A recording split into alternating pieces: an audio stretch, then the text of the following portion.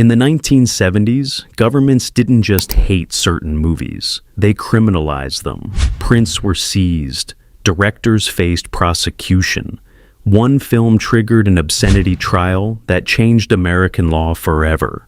These are 12 cult films so dangerous that entire countries tried to wipe them from existence. What exactly made them so threatening? Number 12. Vampiros Lesbos, 1971. Jess Franco directed over 200 films across his wild career, and this is the one that absolutely refused to die. Vampiros Lesbos is a psychedelic horror fever dream, wrapped inside vampire mythology that feels less like gothic cinema and more like a full-blown hallucination. Franco drew loosely from Bram Stoker's Dracula, but twisted the source material into something completely unrecognizable. Gone were the cobwebbed castles and velvet capes. In their place stood sun-drenched Turkish coastlines, hypnotic jazz-funk scores, and an atmosphere so thick you could practically drown in it.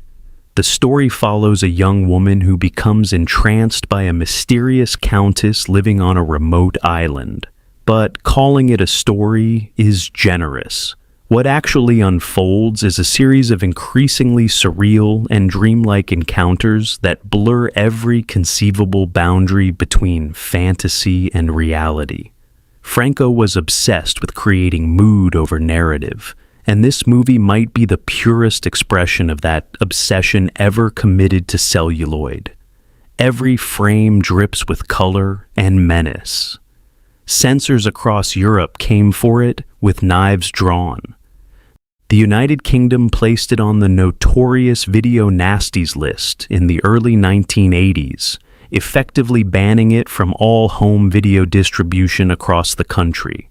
Germany slashed significant portions of the film before allowing any kind of release whatsoever. Spain, Franco's own homeland, refused to screen it for years. The combination of its graphic imagery, its provocative atmosphere, and its outright refusal to follow conventional storytelling made it a lightning rod for moral watchdog groups who considered it a threat to public decency. But here is the wildest twist nobody predicted. Decades after its release, the film's soundtrack became a genuine underground sensation. DJs across Europe started spinning tracks from the score in nightclubs, completely divorced from the film itself. That soundtrack album became one of the most coveted cult records of the entire 1990s lounge revival movement. Critics who had dismissed the movie as exploitation garbage in 1971 were suddenly forced to reckon with its bizarre and undeniable influence on music, fashion, and avant-garde cinema. Franco never cared about their approval. He made exactly what he wanted, and Vampiros Lesbos became his most enduring statement of artistic defiance against mainstream respectability. Number 11. Death Game, 1977. This one sat in near total obscurity for decades until Eli Roth decided to remake it in 2015 as Knock Knock, thrusting it back into the spotlight for a generation that had no idea it existed. The original Death Game is a home invasion thriller that arrived before the subgenre even had a proper name. Directed by Peter Traynor, it stars Sandra Locke and Colleen Camp as two young women who show up at a family man's doorstep during a rainstorm and proceed to systematically dismantle his life, his home, and his sanity over the course of one increasingly nightmarish evening. What makes this film genuinely unsettling is how it starts deceptively casual. The tone shifts so gradually that by the time the situation spirals into full-blown terror, you realize you have been trapped right alongside the protagonist. Traynor understood something about psychological dread that most horror directors of the era completely missed. He knew the scariest thing on screen was not a monster or a masked killer. It was two smiling faces hiding absolute chaos behind their eyes. That insight alone elevates this film above dozens of louder and flashier thrillers from the same period. The movie ran into serious trouble with censors who took issue with its graphic depictions of violence and its morally ambiguous treatment of every single character involved. Several countries refused distribution outright. In the United States, it barely received any theatrical release and was quietly buried. No major studio wanted anything to do with it. For years, the only way to find a copy was through underground tape trading circles, where dedicated collectors treated it like forbidden treasure. Colleen Camp later became a well-known character actress in Hollywood, but she has spoken openly about how making this film was one of the most intense experiences of her early career. Sandra Locke, who was Clint Eastwood's longtime partner, brought a chilling unpredictability to her role that elevates the entire film far beyond its low-budget origins. When Roth finally brought Death Game back into the cultural conversation, a whole new generation discovered just how far ahead of its time this grimy, disturbing little thriller actually was. It predicted the home invasion craze by 30 years. Number 10. Switchblade Sisters, 1975. Jack Hill made exploitation films with more swagger than most A-list directors brought to their entire careers, and Switchblade Sisters might be his most wildly entertaining achievement. This is a gang warfare movie set entirely within the world of an all-female street gang called the Dagger Debs, and it plays like a Shakespearean tragedy dipped in grindhouse gasoline and set on fire. There is nothing else quite like it in the entire decade. The plot follows Lace, the fierce leader of the Debs, and Maggie, a newcomer whose arrival triggers a vicious power struggle that tears the gang apart from the inside out. Hill was clearly inspired by Shakespeare's Othello, and once you recognize the parallels, you cannot unsee them. Jealousy, betrayal, manipulation, and a devastating final act that leaves almost nobody standing.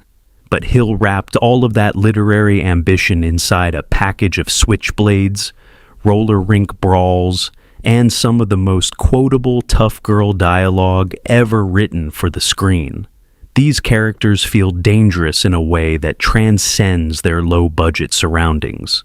When it was released, critics absolutely savaged it. They called it trashy, exploitative, and beneath serious discussion. Theaters that did show it often paired it with other low-budget features as part of double or triple bills designed for drive-in audiences looking for cheap thrills. The film was effectively dismissed and forgotten by the mainstream for nearly 2 full decades. Then Quentin Tarantino showed up and changed everything.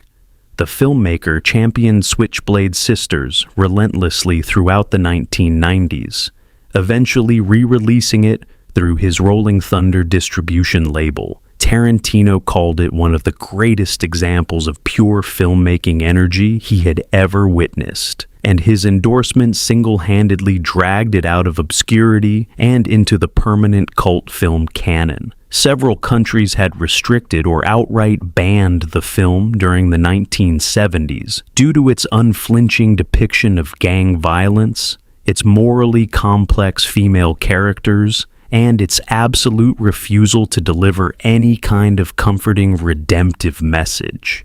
Hill never apologized for any of it.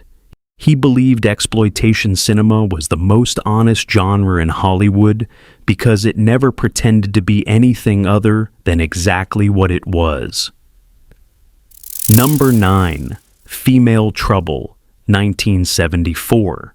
John Waters once said that if someone vomited while watching one of his movies, it was the same as a standing ovation. Female Trouble is the movie that earned him a whole stadium full of standing ovations. This is Waters at his most gleefully anarchic, telling the story of Dawn Davenport, a juvenile delinquent who goes on a lifelong crime spree, fueled by the twisted belief that crime and beauty are the same thing. It is outrageous, it is offensive, and it is absolutely brilliant. Divine, Waters' legendary muse, and arguably the greatest drag performer who ever lived, delivers a performance here that demolishes every boundary between comedy, horror, and genuine artistic brilliance. Dawn Davenport does not simply break the rules. She eats them, spits them out, and demands applause. From the legendary opening scene where Dawn destroys a Christmas tree because she didn't get the exact shoes she wanted, to the jaw-dropping courtroom finale, this movie operates on a level of sustained outrageousness that most filmmakers cannot even imagine, let alone execute successfully. Divine's commitment to the role is nothing short of awe-inspiring. Baltimore's underground scene treated the film like a religious event from the very first screening. Midnight shows became legendary gatherings where fans would dress as their favorite characters and scream dialogue back at the screen in unison. But outside of that devoted subculture, the reaction was pure horror and disgust. Censors in multiple countries banned the film outright. The United Kingdom refused classification for years. Australia and several European nations followed suit quickly. The film's depictions of violence, delinquency, and its absolute refusal to moralize about any of it made it radioactive to conservative audiences and governing bodies everywhere. What makes Female Trouble essential viewing today is not just its considerable shock value, but its razor-sharp commentary on fame, beauty standards, and the American obsession with celebrity culture. Waters was decades ahead of reality television and influencer culture. He saw a world where people would do literally anything for attention, and he turned that prophetic observation into the most unhinged character study the decade ever produced. Dawn Davenport is the original influencer, and she would eat every single one of today's content creators alive. Number 8. Foxy Brown, 1974. Pam Grier didn't just star in Foxy Brown. She became an entire cultural movement overnight. This is the film that cemented Grier as the undisputed queen of blaxploitation cinema, and turned her into a symbol of fierce, unapologetic black womanhood that Hollywood had never seen before, and frankly was not prepared to handle. Directed by Jack Hill, the same brilliant wild man behind Switchblade Sisters, Foxy Brown follows a woman who goes undercover to dismantle a drug and trafficking ring responsible for her boyfriend's murder. The plot is straightforward. The execution is anything but. Grier brings a volcanic combination of charisma, physical power, and emotional depth to a role that lesser actresses would have played as a one-dimensional revenge fantasy. She fights, she schemes, she grieves, and she delivers justice with a ferocity that left audiences screaming in their seats. The film's climactic act of retribution became one of the most talked about scenes in 1970s cinema. A moment so audacious and unflinching, it guaranteed that nobody who witnessed it would ever forget it. Censors lost their collective minds. The MPAA initially slapped the film with a highly restrictive rating that would have killed its theatrical run completely. Several scenes were trimmed, but the spirit of the thing was absolutely untamable. Multiple international markets banned it entirely, citing its violence and its unapologetic celebration of vigilante justice as threats to public order. The United Kingdom delayed its release for years and demanded extensive edits before allowing it anywhere near British theaters. But Foxy Brown was bigger than any censor board on the planet. It grossed millions against a tiny production budget and proved that audiences, especially black audiences who had been systematically starved of powerful on-screen representation for decades, were desperately hungry for exactly this kind of fearless storytelling. Quentin Tarantino later named Pam Grier as one of the greatest actresses in cinema history. He eventually cast her as the lead in Jackie Brown in 1997, a role that served as a direct and deeply personal love letter to everything Foxy Brown represented. Grier proved that a single performance in a low-budget film could reshape an entire genre and inspire generations. Number 7. Multiple Maniacs, 1970. Before John Waters became America's most beloved cinematic provocateur, he was just a scrappy kid from Baltimore, armed with a 16mm camera, a group of misfit friends, and an absolutely deranged determination to offend every single person who walked into a theater. Multiple Maniacs is where that mission truly began in earnest. Shot in glorious black and white on a shoestring budget that would make most film students blush. This movie introduced the world to Lady Divine, a criminal ringmaster who operates a traveling sideshow called the Cavalcade of Perversion. The premise alone was enough to guarantee trouble with every authority figure in America. Lady Divine lures unsuspecting suburban audiences into her tent with promises of shocking spectacles, then robs and brutalizes them. But the film's real power lies in how Waters escalates every single scene beyond what anyone could possibly predict. There is a sequence involving a giant lobster that has become one of the most infamous moments in all of underground cinema history. It is absurd, it is grotesque, and it is presented with such deadpan commitment and sincerity that you absolutely cannot look away no matter how badly you want to. The film never received any kind of official rating, because no ratings board in America would even agree to watch it through to its conclusion. It was shown exclusively at underground screenings, counterculture festivals, and illegal midnight shows where audience members had absolutely no warning about what they were about to experience. Police shut down several early screenings. Local communities attempted to prosecute organizers for distributing obscene material. The film existed in a legal gray zone for years. What makes Multiple Maniacs historically significant beyond its considerable shock factor is that it essentially created the template for every midnight movie that followed it. Without this film, there is no Rocky Horror Picture Show. There is no Eraserhead.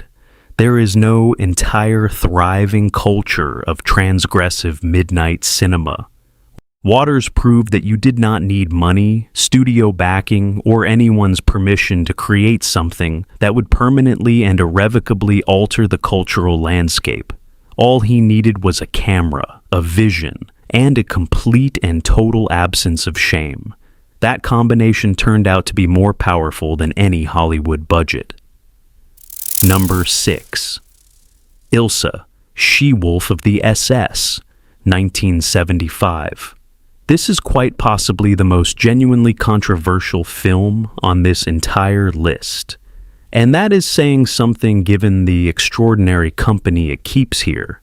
Ilsa, She-Wolf of the SS, was shot on the leftover sets of the television comedy series Hogan's Heroes, which is the kind of detail that sounds like a dark joke, but is disturbingly, verifiably real. The producers literally took a lighthearted sitcom about a World War II prison camp and used those exact same sets to create one of the most notorious exploitation films ever produced. Diane Thorne stars as Ilsa, a fictional commandant of a concentration camp who conducts horrifying experiments on prisoners. The film exists at the absolute outer limit of what can even be classified as entertainment. It is deliberately provocative, intentionally upsetting, and designed from its very first frame to make you deeply uncomfortable in ways you were not prepared for. Director Don Edmonds never pretended otherwise. He knew exactly what he was creating, and he offered zero apologies to anyone who objected. The backlash was immediate, ferocious, and relentless. Germany banned it outright and has never fully lifted that ban in the decades since. Australia refused classification entirely. Norway, Iceland, and multiple other countries followed with their own prohibitions. In the United States, mainstream theaters flatly refused to book it, forcing it into the same underground exhibition circuit that housed the era's most extreme exploitation fare. Critics were not merely negative, they were genuinely furious. Several prominent reviewers publicly called for every print of the film to be destroyed, arguing that it trivialized real historical atrocities purely for commercial profit. And yet, the film somehow spawned 3 sequels and developed a massive cult following that persists stubbornly to this very day. Defenders argue that the film is so wildly over the top and so deliberately cartoonish in its excess that it functions as a twisted, subversive satire of fascist power structures. Detractors counter that no amount of ironic distance can ever excuse using real historical horrors as the backdrop for cheap exploitation thrills. Both sides raise genuinely valid points, and that unresolvable moral tension is precisely what keeps Ilsa burning furiously in the cultural conversation nearly 50 years after its initial release. Number 5. Sweet Sweetback's Badasses, Song, 1971. Melvin Van Peebles didn't just make a movie in 1971. He detonated a cultural bomb that reshaped American independent cinema permanently. Sweet Sweetback's Badass Song is widely recognized as the film that launched the entire blaxploitation genre, but reducing it to that label does not begin to capture the magnitude of what Van Peebles actually accomplished. He wrote it, he directed it, he produced it, he composed the music, he starred in it, he edited it himself. Why did one man do all of that alone? Because not a single studio, producer, or financier in all of Hollywood would touch this project with a 10-foot pole. The story follows Sweetback, a man raised on the streets of Los Angeles, who witnesses 2 white police officers brutally beating a young black man in custody. He intervenes with explosive violence and spends the rest of the film desperately on the run, evading law enforcement through a series of increasingly frantic and surreal encounters across the city. Van Peebles shot the entire film guerrilla style on real Los Angeles streets with a crew that included members of the local community who had never set foot on a film set before in their lives. The MPAA gave the film a highly restrictive rating, which Van Peebles brilliantly transformed into a marketing weapon. He printed advertisements declaring the film rated X by an all-white jury, turning the censorship itself into a searing statement about racial politics in America. The film was banned or restricted in several cities across the country. Police departments in multiple states actively pressured theater owners not to screen it. The FBI reportedly opened an official file on Van Peebles after the film's release. None of that stopped it.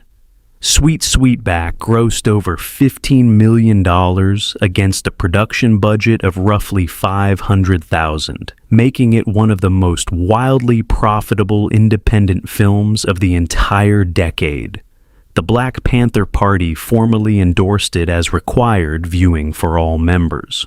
Huey Newton himself wrote an extensive essay praising the film as a genuinely revolutionary work of art. Van Peebles proved that black filmmakers could create massive commercial hits entirely outside the Hollywood system, and that proof permanently transformed the industry. Every blaxploitation film that followed owes its existence to this one furious, uncompromising, and utterly groundbreaking vision. Number 4. Thriller, A Cruel Picture, 1973. This Swedish revenge film was so extreme that even Sweden, historically one of the most permissive countries in all of Europe when it came to film censorship, refused to allow its uncut release. Director Bo Arne Vibenius poured absolutely everything he possessed into this movie, including his entire personal savings and money borrowed directly from his own parents. That level of desperate financial commitment makes the final result even more astonishing. Thriller. A Cruel Picture tells the story of Frigga, a mute young woman who is kidnapped, drugged into dependency, and forced into a life of utter degradation by a sadistic criminal. When she finally fights back, she does so with a level of calculated, methodical, and devastating brutality that makes most revenge films look like gentle bedtime stories. Christina Lindberg delivers a performance of extraordinary power, considering her character barely utters a single word throughout the entire film.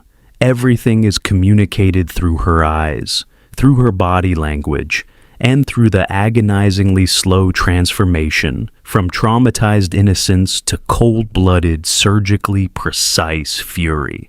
Vibenius insisted on using real firearms loaded with live ammunition during the action sequences to achieve a level of visceral authenticity that horrified his crew members.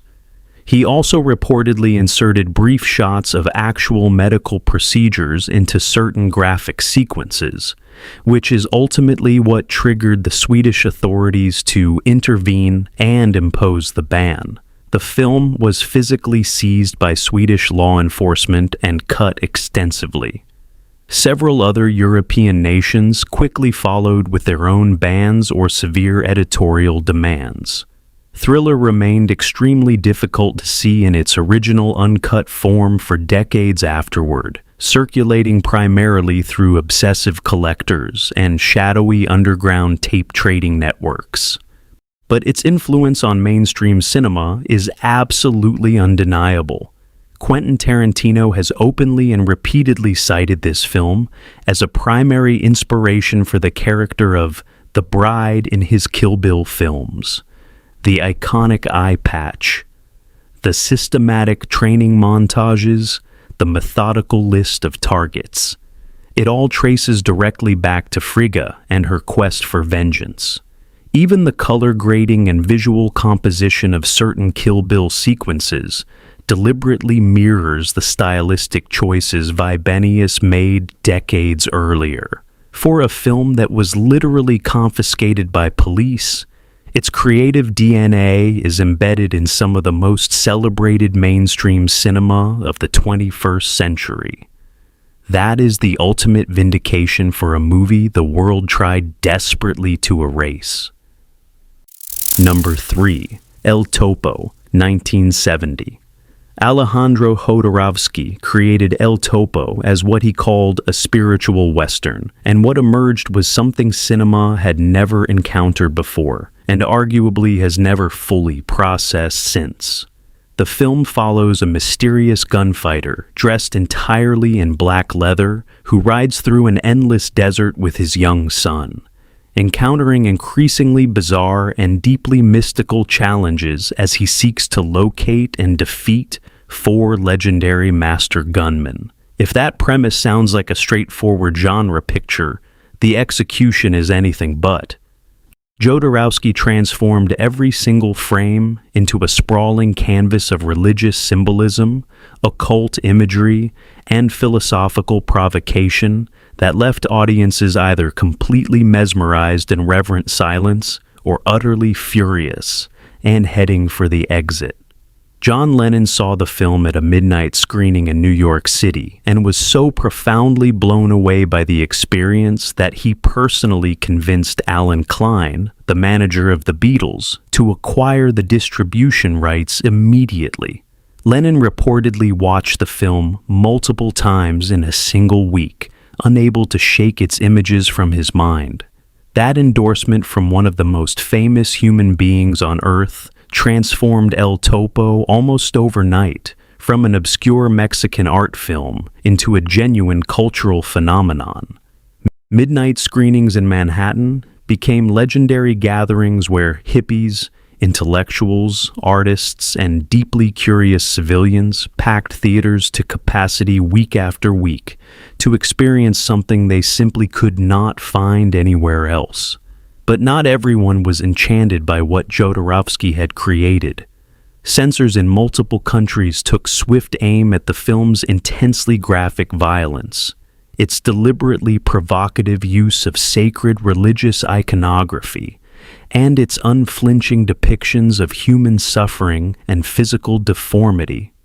Jodorowsky cast real people with visible disabilities in several key roles, a creative decision that drew both passionate praise for its radical inclusivity and heated condemnation from those who accused him of shameless exploitation. The legal battles over El Topo's distribution rights kept the film completely out of official circulation for decades. Klein's estate and Jodorowsky fought bitterly and publicly over ownership, meaning that, for years, the only way to actually see the film was through grainy bootleg copies traded reverently among devoted fans like sacred texts. When it was finally properly restored and officially re-released, a whole new generation discovered what all the fuss had been about. Most of them agreed wholeheartedly. El Topo is not merely a film. It is a transformative experience that fundamentally rewires the way you think about what cinema can be. Number 2. The Holy Mountain, 1973. Alejandro Jodorowsky followed El Topo with something even more ambitious, even more outrageous, and even more gloriously impossible to categorize than anything he had made before. The Holy Mountain is a film that defies every conventional understanding of what a movie is supposed to do, look like, or make you feel. Funded by Alan Klein with a reported budget of approximately $1 million, which was an enormous sum for an experimental art film in 1973, Jodorowsky created a visual experience so extraordinarily dense with layered symbolism, so relentlessly packed with provocative and confrontational imagery, that entire audiences walked out of screenings in stunned confusion, while others sat frozen in their seats, unable to move or speak.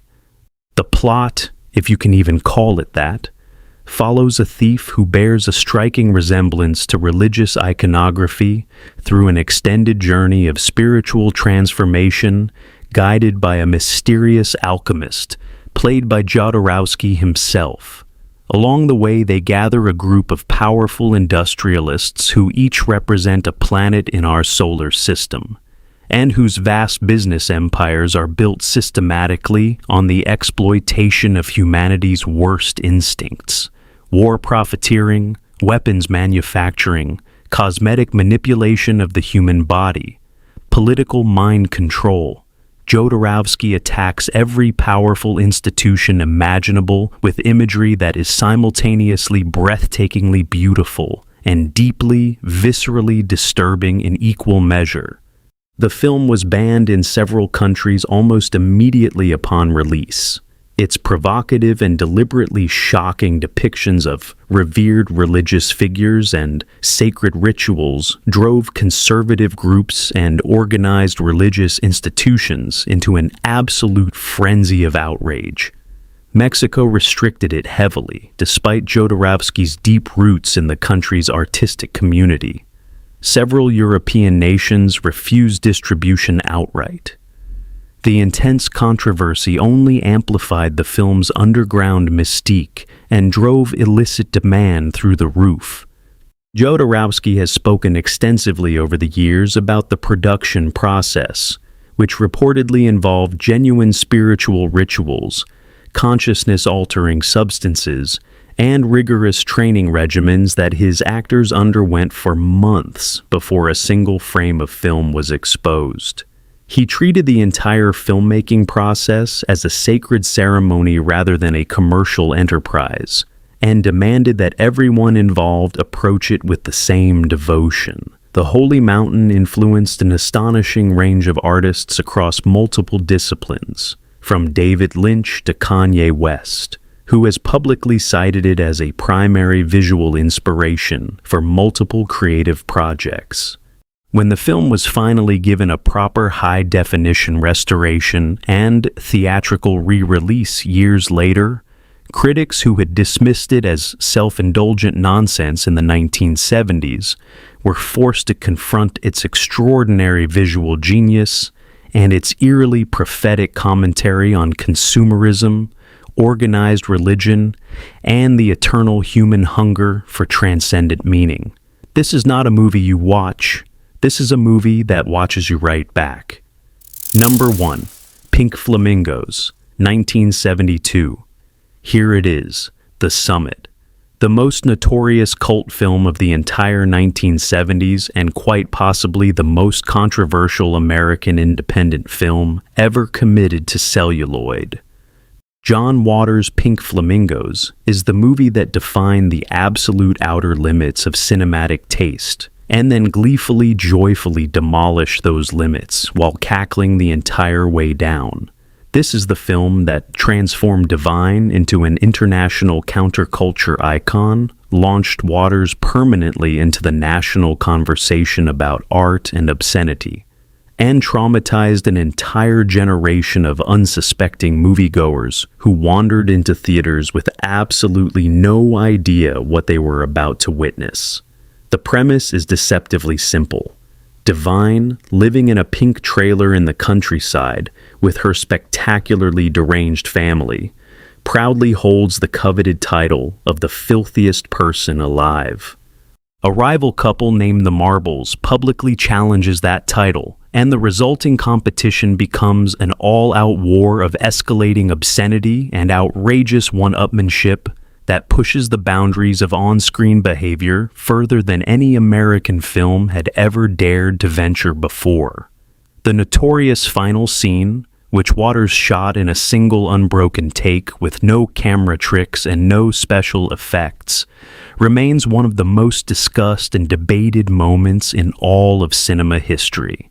It is entirely real. It was absolutely not faked, and it cemented the film's permanent reputation as something that could never be topped or replicated in terms of sheer audacious, unblinking commitment to its own demented premise. The film was banned in multiple countries around the world. Australia refused classification entirely. Norway banned it outright. Canadian authorities seized physical prints. In the United States, several cities attempted to prosecute theater owners who dared to screen it under existing obscenity statutes. A theater operator in Phoenix, Arizona, was actually placed under arrest. The MPAA flatly refused to assign it any rating whatsoever, which meant no mainstream theater chain would even consider booking it. Waters took every single piece of that censorship and transformed it into rocket fuel for the film's rapidly growing legend. Pink Flamingos was produced for roughly $12,000 and eventually grossed millions worldwide, becoming one of the most profitable independent films in history when measured against its microscopic budget. Waters later said, with characteristic glee, that he had set out to make a film that would cause people to become physically ill. And by that particular metric, he succeeded far beyond even his wildest imagination. What ultimately makes this film truly important beyond its formidable shock value is its absolute unbridled joy. Waters genuinely adores his characters. He celebrates them with every frame. In a world that told Divine and the Dreamlanders that they were freaks who did not deserve to be seen, Waters built an entire cinematic universe where freakishness was not a flaw, but the highest possible virtue. That is not just provocative filmmaking. That is a genuine act of cultural revolution.